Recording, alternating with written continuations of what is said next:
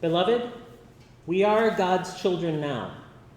What we will be has not yet been revealed. Another week, another round of mass shootings, another several unarmed young men of color dead at the hands of police, another series of riots, and another batch of preventable COVID deaths. If you haven't muttered it recently, you probably at least thought, I wish everything would just go back to the way it was before. And for those of us gifted with relatively peaceful, undisturbed lives, that does sound like a nice thing. Quiet neighborhoods, national harmony, a bustling economy, even just the ability to shake hands or hug people. They're all sounding pretty good. We've lost a lot over the last few years, and recognizing all that we've let slip away hasn't been any fun. Right now, the past is looking pretty good. Earlier this year, a bunch of my college friends kept flooding Facebook with the same article. After it popped up in my feed what seemed like a few dozen times, I figured I might as well read it.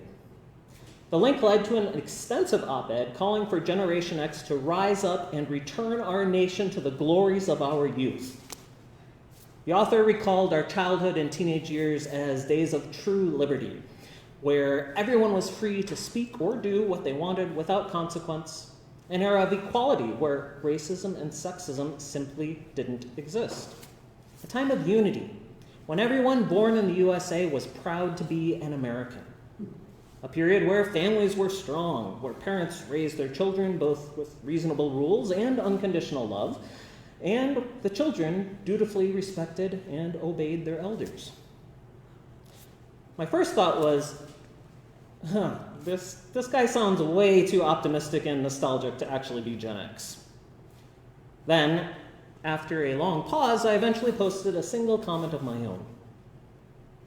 The author recalls the 1980s and 90s much differently than I do. There were some really cool things that happened when I was a kid. With access to computers at home and at school, my friends and I were among the first digital natives. Nintendo, Transformers, and Teenage Mutant Ninja Turtles became significant players on the toy and entertainment scene. America had pretty much won the space race. As communism toppled across Europe, we all celebrated the spread of freedom across the globe. But there were also a lot of negatives. Drugs and crime were devouring our cities. Rumors of satanic activity and child-murdering cults meant parents had to check each piece of Halloween candy for needles or razors before we could eat it. The rise of single-parent families flooded the news, and even those who weren't from what were then termed broken homes were frequently latchkey kids. Christians were boycotting everything from E.T. and the Smurfs to Dungeons and Dragons, heavy metal music, and Madonna. Fear of AIDS ran rampant. Cold War tensions were so high, I remember years of going to bed every night knowing I would never wake up because Russia was going to bomb us. Even after the fall of the Iron Curtain, I clearly recall Saturday morning cartoons being preempted by coverage of the Hanneman Square massacre, abruptly ending the seemingly unstoppable march of peace, justice, and the American way for billions of people. So, you might call my generation's formative experience a mixed bag. Good for those who weren't paying attention or whose parents were able to preserve their innocence. Not necessarily so great for the rest of us sensitive, also known as observant, kids. But we aren't alone in our longing for earlier times.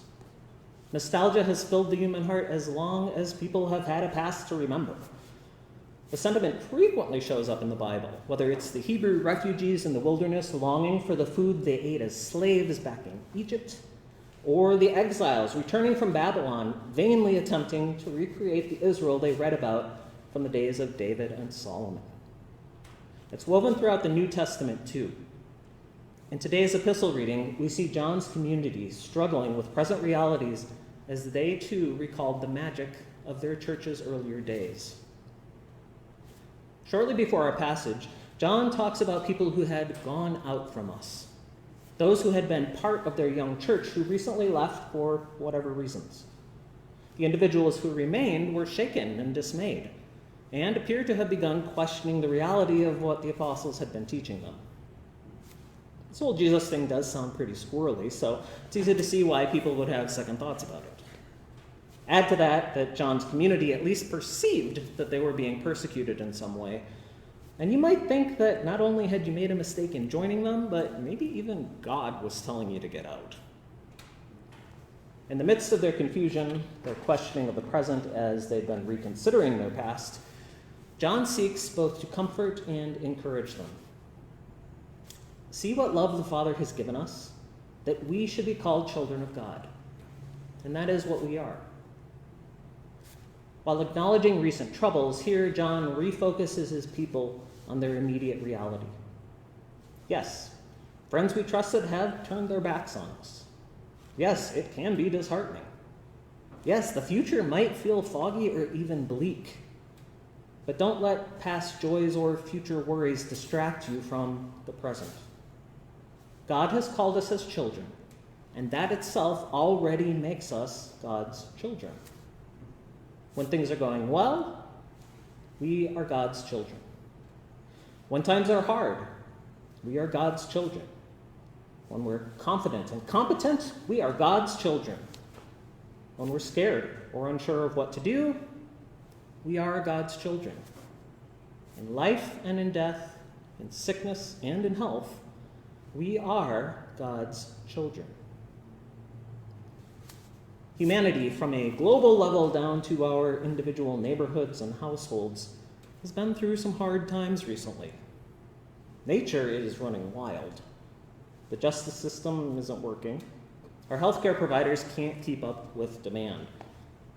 Even if we know it wasn't good, the past at least looks stable from here, so it's easy to desire a return to older times. But trying to recreate the past, itself broken in many ways, only leads to disappointment and failure. Which is why John wants us to return not to the past, but to the present, to see it in the light of truth, the good and the bad. And then, as a church body, he reminds us of an even deeper reality than what we may see or feel. We are God's children. Right now, in disorder and uncertainty, in failure and fear, even in stability, happiness, and hope. We are God's children. I want us to stop and sit with that truth for a few moments. Focus on it. Breathe the fact in, let it fill you. Your body, your mind, your emotions, your doubts, your longings, your aspirations.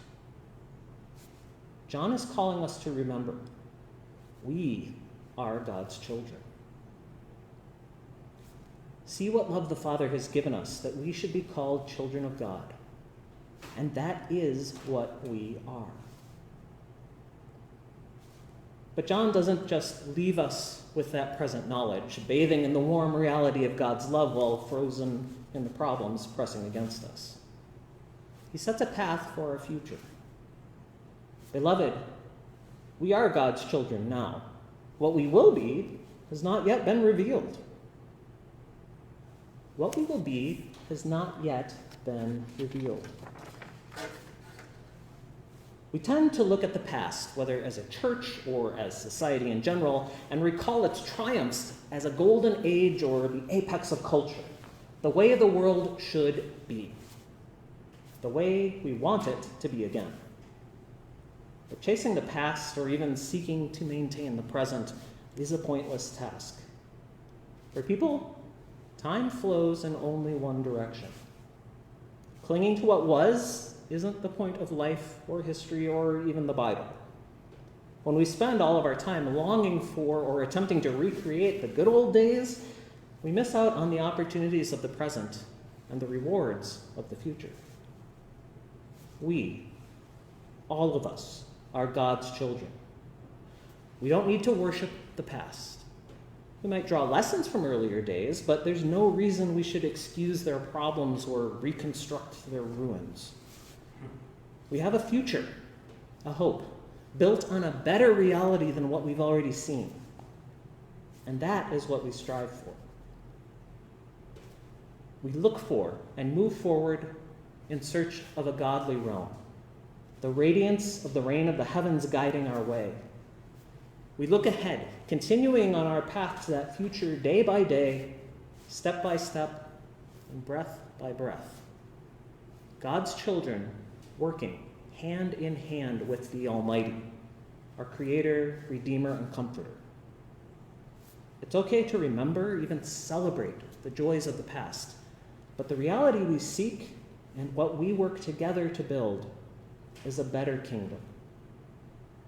The path may be long. The road may be filled with twists and turns, with accidental off-ramps or exhausting switchbacks. But we look to the light of Christ. We return to the Spirit's path. We don't turn back, and we can't stand still. Because, beloved, we are God's children now. What we will be has yet to be revealed. Amen.